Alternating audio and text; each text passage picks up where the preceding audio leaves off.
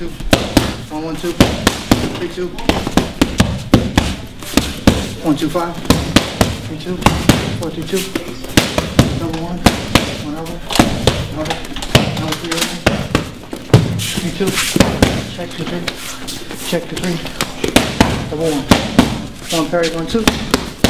1, 1, 3. 1, 1, 3, 2. 3, 2. 1 leg kick. Hey, what's up guys? This is Flip from Fight Life Media. We're down at the Throwdown Training Center in Las Vegas, Nevada. We're here with Cameron Diffley. Cameron, for the fans out there who don't really know who you are, tell them a little bit about yourself, a little bit about your background. Well, I started, I've been martial arts since I was a kid, you know what I mean? I've been doing all kinds of different stuff. We got Taekwondo, Jeet-Kune-Do, all kinds of different things. I got into MMA like 2001, 2002, just high school, watching with my friends, messed around in the backyard. I kickboxed a little bit. And then in 2003, had a friend that trained at a Las Vegas Combat Club that tapped me out a couple times. We got into jiu-jitsu. I wanted to be Chuck Liddell actually when I first started. As much as I'm into jiu-jitsu now, I wanted to be the stand-up guy. But I think it was probably the culture at that gym. It was mostly a jiu-jitsu school. The Brazilians created Ricardo Perez and Sergio Pena. Ricardo Perez's school originally, and Sergio Pena came in because he was Ricardo's main instructor. And they had a school, and it was just a good culture there, so it got me really into jiu-jitsu. That was became my focus. Became really obsessed with jiu-jitsu. There were so many good guys there at the time. There was, Frank Mir, Roy Nelson, Forrest was down there. Combat Club was a big school for more heavyweight guys in the lighter weight. It was, John Lewis's, and then that split into Cobra Kai, John Lewis's, and how all the gyms worked. But we had the heavyweights for MMA. And then my two instructors got a little beef and split up. So around 2006, I think, I was a purple or brown belt. I opened my own school. It's called Legion Jiu-Jitsu. And then I also trained with Forrest. He asked me to be coach for his team on the show, The Ultimate Fighter. And then kind of took off from there, you know what I mean? I got a bunch of guys that from that show kind of had me help coach them. And then as coaching kind of progressed, I really got more into fighting because I competed jiu-jitsu the whole time. I was real focused on competing jiu-jitsu, but always had fighting as kind of my goal. So that's what I tried to do.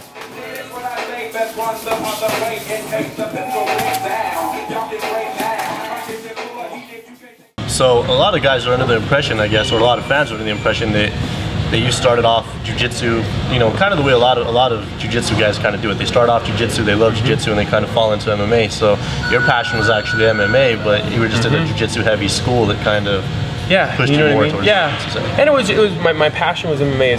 It was really as far as training. That was always kind of it is my focus with jiu-jitsu. I was always concerned about how it was going to work in a fight, because that's why you get into jiu-jitsu. Everyone got into jiu-jitsu originally because we all saw Royce Gracie or whoever else, and like, okay, jiu-jitsu gives you this in a fight, and now MMA is different, so you need a bunch of different things. You don't just need jiu-jitsu, but that's why you get into it, because it's a self-defense art that works. And Ricardo Perez was actually really big about that. Every time I compete, he's like, this is training for the future, which is true. I'm trying to progress, fighting as my main thing. He knew that about me, that just had to build myself up, had to compete a lot. Because fighting's a big step. I think one thing with it being popular right now, there's a lot of guys that are jumping into it really fast and aren't, in my opinion, training. They're training enough to get into it, no problem, but they're not building a big, understanding of the game. They're really trying to be like, oh, I want to fight, and expect to do it in 6 months or a year.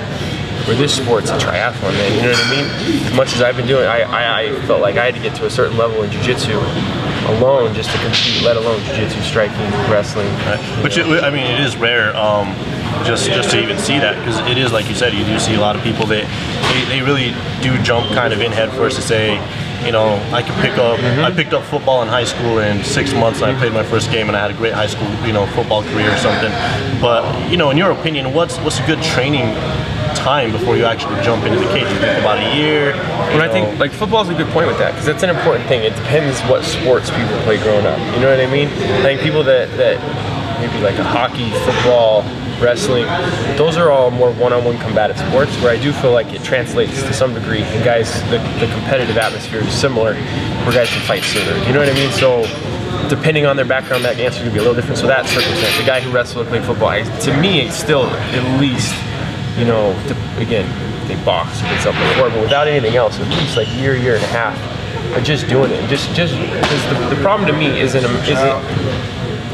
it's not about competing early, because there's leagues, you know, there's different levels of guys, there's all that kind of stuff. It's about training to get to a certain level. When you've got to compete all the time, you're not training to understand the thing, you're training to beat somebody already. You know what I mean? Right. So to me, that being said, guys jump in and start competing right away. It just, you lose kind of the understanding for the arts and the different stuff. It's all about competing and, you know, getting in that atmosphere rather than martial arts and learning and all that kind of stuff. And I think that's, you know, progressing as a person has to be the first part, and then kind of competing. So it's similar to kind of being a throwback in a way where you take that traditional martial arts perspective in it, where you gotta learn to crawl before you walk. Exactly. And you basically want to get your base solid before you kind of move on up. Absolutely. And I think that's for just out of respect for the sport, you know, as it progresses. I think a big thing is it's still growing so much. We don't know, but have respect for the sport and train and understand it. Just you know, you see guys get hurt and do a bunch. It's dangerous. It's fighting. You know what I mean? You see guys. Yes, you are tough enough to get in there. You know, that's a good thing. You've got heart. You're ready to fight, and I respect that. But you've got to respect the sport and understand what's going on, you know, I think.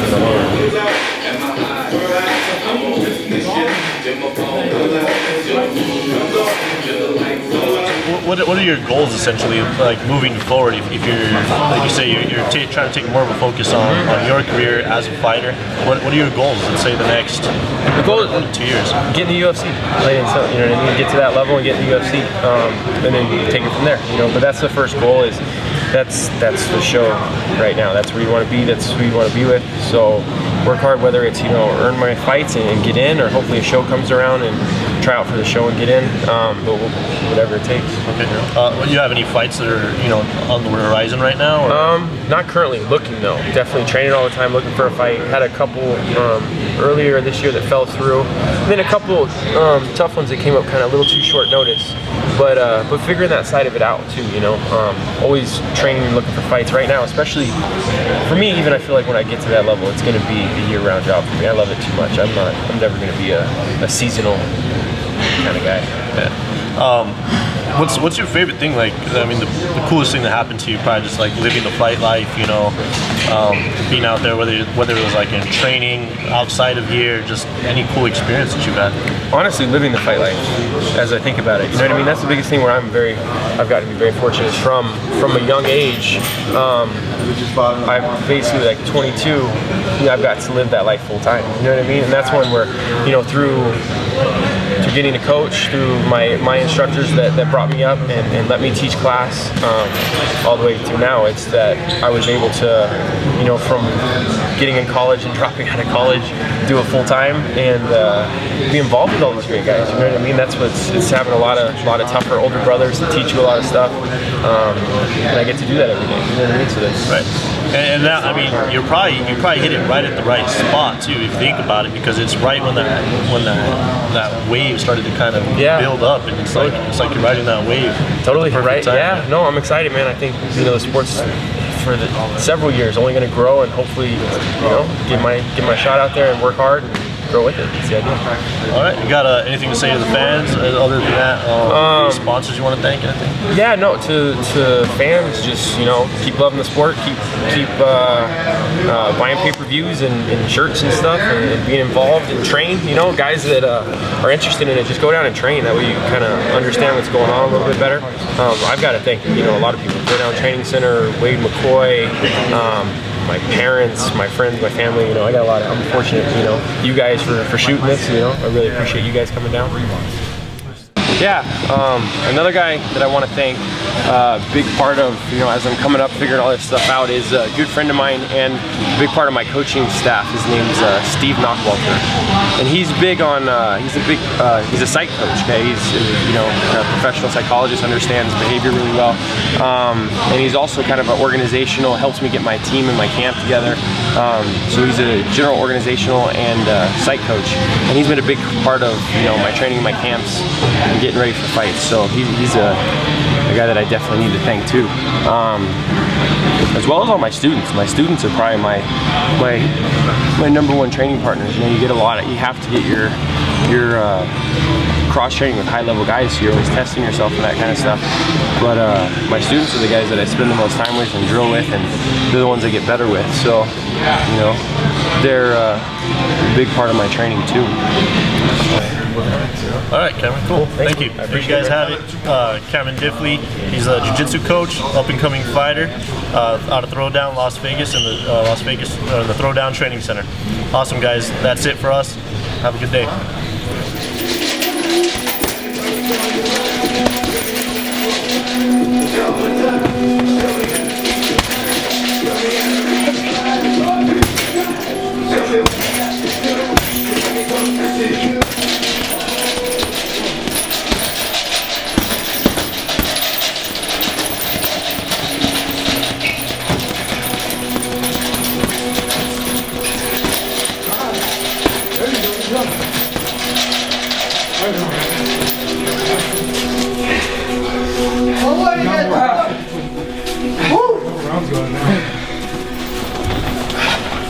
Come on.